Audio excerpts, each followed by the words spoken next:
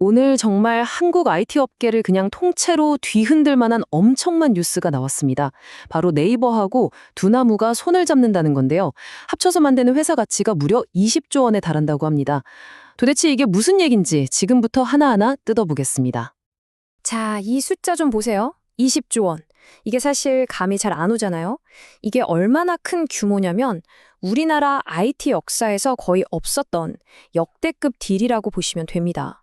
이 숫자 하나만 봐도 이번 합병이 정말 보통 일이 아니구나 하는 걸 바로 알 수 있죠. 그런데 말이죠. 이 엄청난 합병을 자세히 들여다보면 진짜 이상한 점이 하나 있습니다. 여러분 한번 생각해 보세요. 자기보다 몸값이 3배나 더 비싼 회사를 더 작은 회사가 인수한다? 아니 이게 상식적으로 말이 되나요? 그런데 바로 그 불가능해 보이는 일이 이번에 실제로 일어났습니다. 네, 맞아요. 이번 합병은 그냥 A가 B를 샀다. 이렇게 끝나는 단순한 M&A가 전혀 아닙니다. 그보다 훨씬 더 치밀하고 더 영리하게 설계된 뭐랄까 진짜 한편의 반전 드라마 같은 구조를 가지고 있어요. 지금부터 그 20조 원짜리 반전의 비밀 한번 같이 풀어보시죠. 이 모든 미스터리를 푸는 마법의 열쇠 바로 이 단어 안에 있습니다. 역인수 합병. 좀 생소하게 들리실 수도 있는데 바로 이 금융기법이 이 불가능해 보였던 거대한 거래를 가능하게 만든 핵심입니다. 자, 이 표를 보시면 상황이 그냥 한눈에 딱 들어오죠. 인수하는 쪽, 그러니까 네이버 파이낸셜의 가치는 약 4조 9천억 원입니다. 그런데 인수당하는 쪽인 두나무는요? 무려 15조 1천억 원. 인수되는 회사가 인수하는 회사보다 3배나 더 푼 거예요.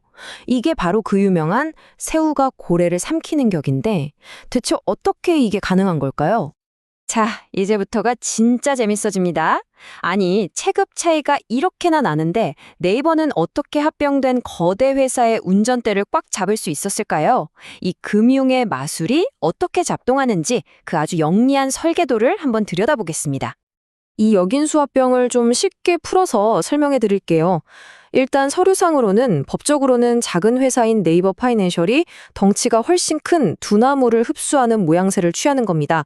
하지만 이건 어디까지나 형식적인 부분이고요. 진짜 게임은 전혀 다른 곳에서 벌어집니다. 자, 여기서 진짜 핵심이 나옵니다.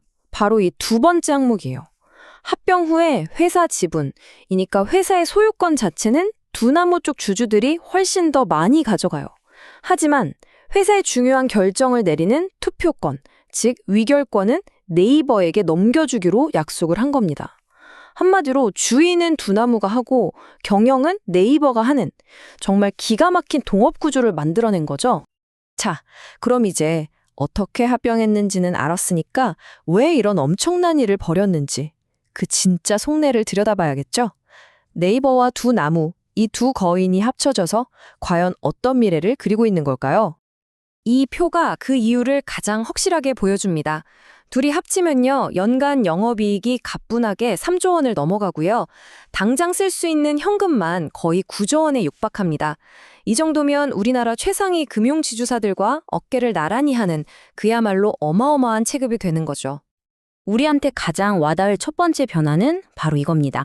4천만 명이 쓰는 네이버페이랑 국내 1등 거래소 업비트가 그냥 하나로 합쳐지는 거예요.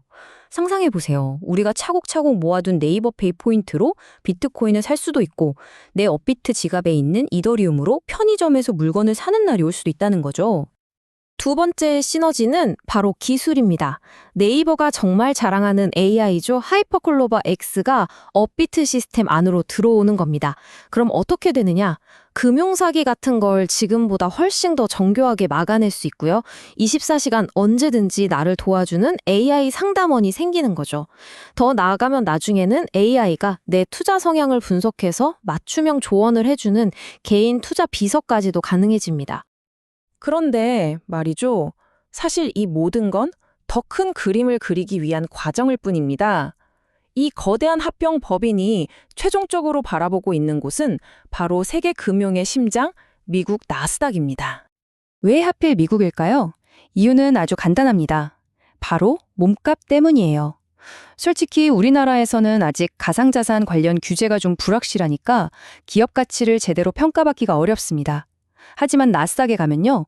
세계적인 거래소인 코인베이스 같은 회사들이랑 같은 선상에서 평가를 받으니까 기업 가치가 훨씬 더 높게 뛸 수 있다는 계산이 깔려 있는 겁니다. 그리고 바로 이 지점에서 모든 퍼즐 조각이 딱 맞춰집니다. 이 합병회사가 나스닥에서 엄청난 가치를 인정받게 되면 그 효과는 그대로 모 회사인 네이버 전체의 가치 상승으로 이어지게 되는 거죠. 네, 이것이야말로 이번 빅딜을 설계한 궁극적인 큰 그림인 셈입니다. 하지만 이 장밋빛 미래가 현실이 되려면 아직 넘어야 할 아주 거대한 산이 두 개나 남아 있습니다. 2026년 6월쯤으로 예상되는 최종 합병일까지 이 두 개의 관문을 반드시 무조건 통과해야만 합니다. 그 두 개의 관문이 바로 공정거래위원회와 금융위원회입니다. 공정위는 이 둘이 합쳐서 시장을 독점하는 거 아니야? 이걸 따져볼 거고요. 특히 금융위 심사가 진짜 깐깐할 겁니다. 왜냐하면 가상자산 사업자가 금융회사의 주인이 되는 우리나라 첫 번째 사례거든요. 아마 역사상 가장 깐깐한 잣대로 심사를 진행할 가능성이 매우 높습니다. 결국 모든 공은 이제 정부, 규제 당국의 손으로 넘어갔습니다. 과연 전례가 없던 이 한국의 핀테크 거인은 무사히 세상에 나올 수 있을까요? 아니면 예상치 못한 규제의 벽 앞에서 결국 좌초하게 될까요? 그 결과에 따라 대한민국 금융의 미래 지도가 완전히 통째로 바뀔 수도 있습니다.